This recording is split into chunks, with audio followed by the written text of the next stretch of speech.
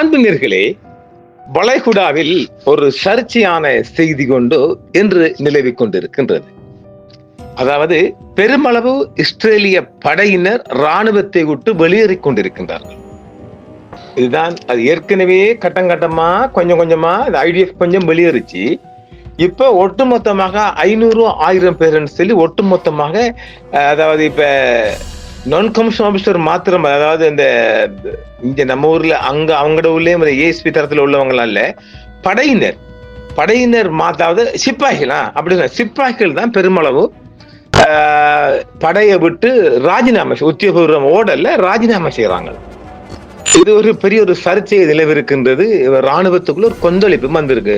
இப்ப போன்ற போக்க பார்த்தால் இன்னும் காசா மற்றும் பெய்ரூட், லெபனான், அந்த மாதிரி சிரியா போன்ற இடங்கள்ல இவங்க தொடர்ந்து இந்த மாதிரி தாக்குதல் தொடருமானால் நிச்சயமாக ஆட்பலம் ஆளணி பற்றாக்குறை நிலவுமா.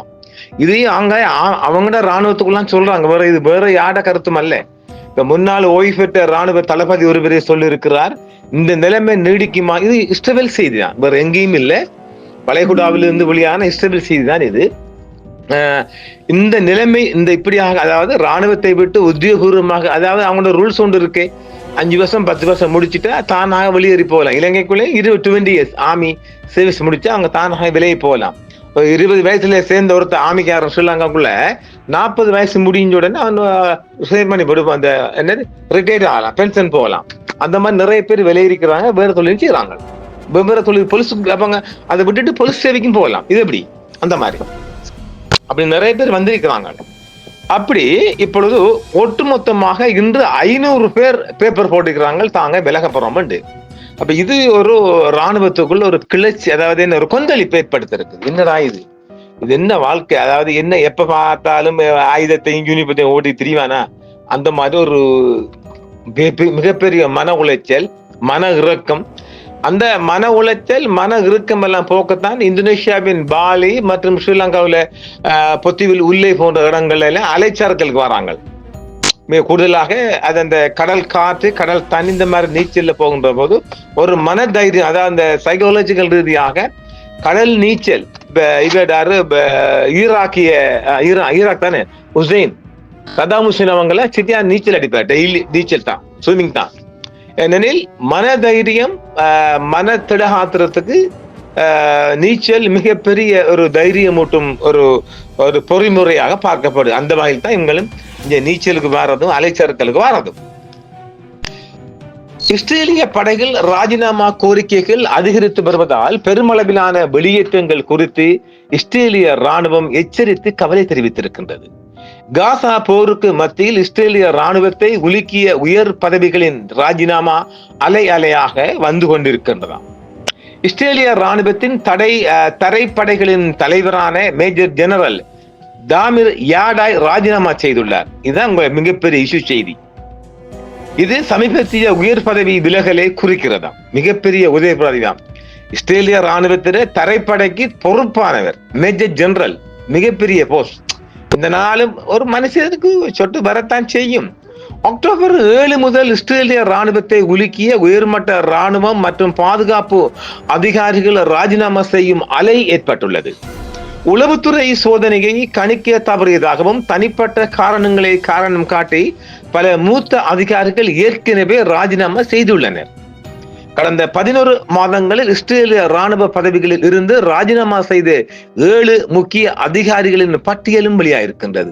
அவங்களோட போட்டோ படம் எல்லாம் வெளியாயிருக்குது. ராணுவ புலனாய்வு இயக்குநரத்தின் ஆராய்ச்சி பிரிவின் தலைவர் பிரிகேடியர் ஜெனரல் அனுசார் அக்டோபர் 7 தாக்குதல் குறித்து எச்சரிக்கை ஒலிக்க அந்த பிரிவு தவறியதுடன் தொடர்பில்லாதது ஆனால் உடல்நல குறைவு காரணமாக ராஜினாமா செய்ததாக இஸ்ரேலிய ஊடகங்கள் தெரிவித்திருக்கின்றது. இஸ்ரேலிய ராணுவத்தின் ராணுவ புலனாய்வு இயக்குநரகத்தின் தலைவர் மேஜர் ஜெனரல் அஹரோன் ஹலிவா அக்டோபர் 7 பலஸ்தீன குழுவான ஹமாஸ் இஸ்ரேல் மீது நடத்தும் தாக்குதலை கணிக்க தவறியதால் அவர் ஏற்கனவே ராஜினாமா செய்திருக்கின்றார். முன்னாள் இஸ்ரேலிய ஜெனரல் நாடு ஒரு வருடத்தில் சரிந்து விடும் என்றும் எச்சரித்திருக்கின்றார்.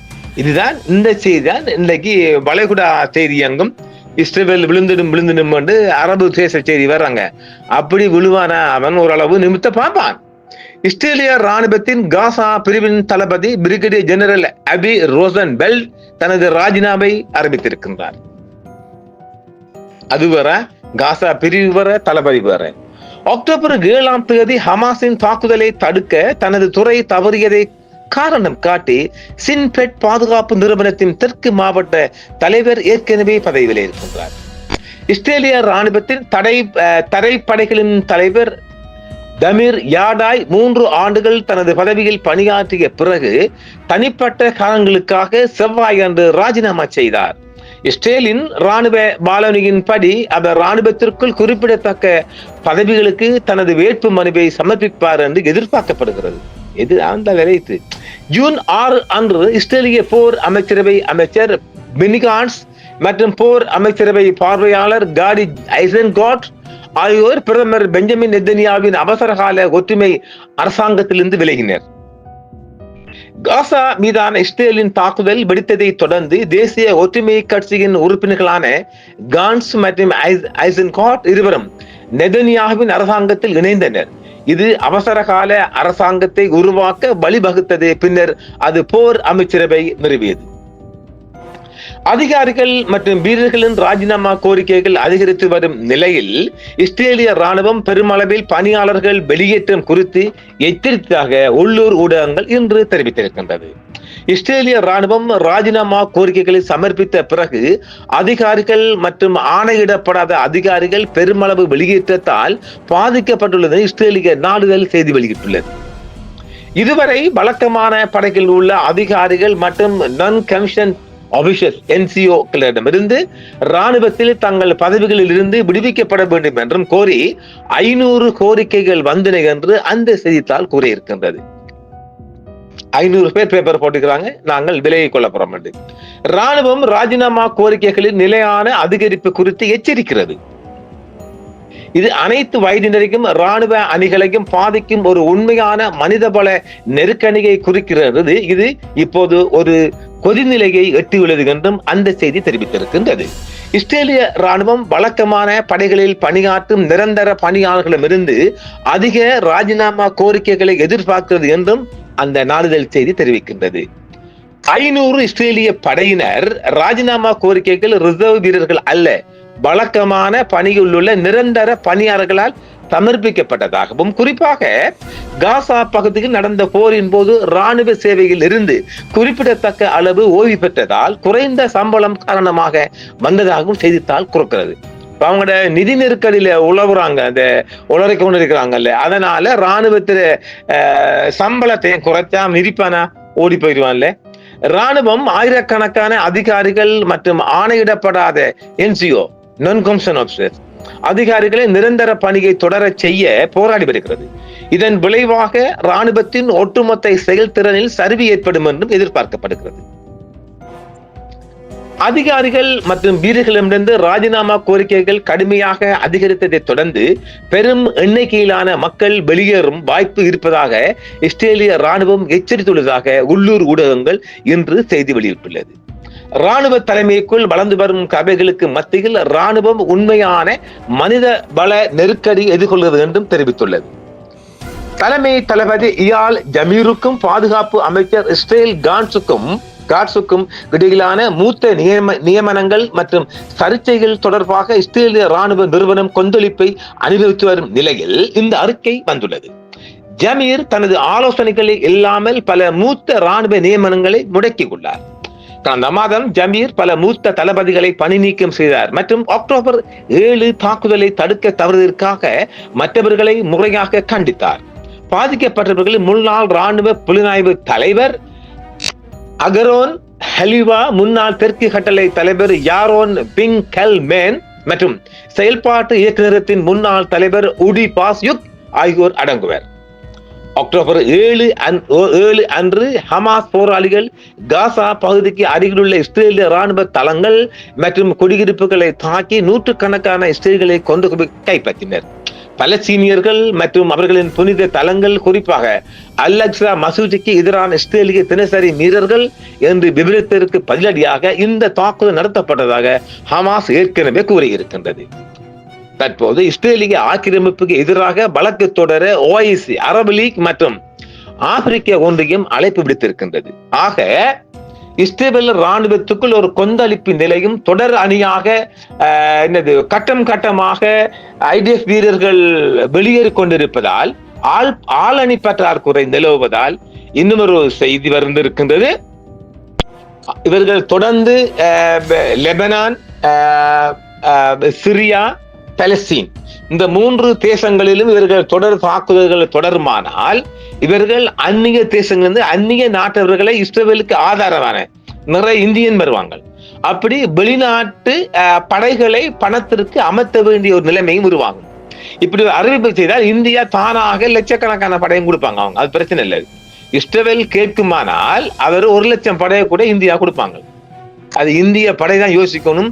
நம்ம நாட்டுக்கு ஆதரவாக மோதுறதா இல்லது இன்னொரு நாட்டுக்கு போய் மோதுறாண்டா அவங்க தான் யோசிக்கணும். அது நம்ம சொல்லக்கூடாது. அது இந்தியா உத்தரவிடுமானால் அது ஒரு வழக்கு தாக்கல் பண்ணலாம். அதுவும் வந்திருக்குது. இந்திய படைகள் அப்படி வெளிநாடுகளுக்கு இவர்கள் அர்ப்பணிப்பு செய்யப்படுவதனால நாட்டுக்குள் காங்கிரஸோ அல்லது வேறு கட்சிகளோ ஒரு வழக்கு supreme court, Delhi supreme court ஒரு வழக்கு தாக்கல் பண்ணி ஒரு தடையை துறப்பட்டால் வெளிநாடுகளுக்கு எந்த ஒரு படையும் போகாத வண்ணம் அந்த தீர்ப்பு அளிக்கப்படும். நிச்சயமாக அது முடியாது. ஆனால் அதற்கு முன்னாக இஸ்ரேலும் இந்தியாவும் ஒரு பாதுகாப்பு ஒப்பந்தம் ஒன்று செய்து இரு நாடுகளும் ராணுவ வீரர்களை பரிமாறும் என்று ஒப்பந்தம் வருமானா வழக்கு வெல்லாது. அதை நோட்ட பாயிண்ட் வலிக்கணும். அதாவது ராணுவ ரீதியாக அரசாங்கம் தனக்கு சார்பான சில விடயங்களுக்கு வழக்கு வெல்லாது. இது ஒன்றுமே இல்லாமல் நீங்க அவன் கேட்டா நாங்க படை அனுப்புவோம் சொல்லுவீங்களானால் சுப்ரீம் கோர்ட்ல வழக்கு தாக்கல் ஜெயிக்கும், நிச்சயமா ஜெயிக்கும். எந்த விதியும் கிடையாது. எனவே பார்ப்போம். இஸ்ரேலுக்குள் ராணுவ பற்றாக்குறை, ஆளணி பற்றாக்குறை தொடருமானால் அந்நிய நாடுகளில் அந்நிய ராணுவக்காரங்கள் அல்ல ஆளணியை கொண்டு வர வேண்டிய தேவை கொண்டு வரும். அவ்வளோத்தையும் சாவடிச்சிருவாங்க. ஒரு முன் அனுபவம் பயிற்சி இல்லாம துப்பாக்கி தூக்கி போனாங்கன்னா விட்டுப்பானா கோவிந்தா நாமம் பட்ட நாமம் போட்டுருவாங்க. எனவே பார்ப்போம் இஸ்ரேலுக்குள் அடுத்த கட்டம் என்ன நகர்வு கொண்டு நாங்கள் மொப்பம் முடிப்போம். நன்றி நேயர்களே, மற்றும் ஒரு காணொளி சந்திப்போம். என்றும் உங்களுடன் சன்ரைஸ் இந்தியா டிவி. சப்ஸ்கிரைப் பண்ணுங்கள், பெல் பட்டனையும் கிளிக் செய்யுங்கள். உங்கள் ஆதரவே எங்கள் சேவை. ஆதரவு தாருங்கள், அரவணைப்போம். மறக்காம சர்ப்ரைஸ் பண்ணுங்க. தேங்க்யூ.